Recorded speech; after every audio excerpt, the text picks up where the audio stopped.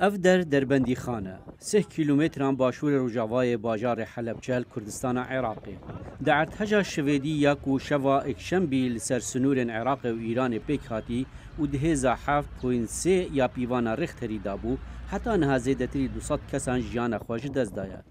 پرانیا قربانیان لآل دی سنوری بول ناف آخا ایرانه. هرما هری زیان پیکتی هرما کرماشان بو.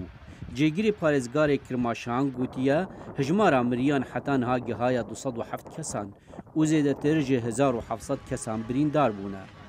هر وها روشا آوارتا لهرمی هاتیا را گهاندن. خلکی هرمیج برکو مالن گلکان خراب بوناو و نکارند مالن خوی خراب دا بجین بو سی کمپان هاتنا و گوهاستن. آژانسا ایرنا دبیجه سی تیمین هیواسور جبو هرما ارتجی هاتنا و گوهاستن.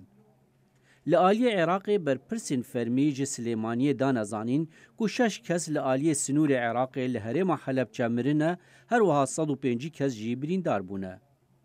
دیمنین جهرما دربندی خان نشاندن کو دیوارین مالان درزینو و هند مال بسر هفده هات نخار هر وها کفر جبلندین لهرمی هاتنا ناوا جاده و کولانان. شاردار دربندی خان ناصح ملا حسن گوتیا فرانس پریس 4 کس لدربندی خان مرنه.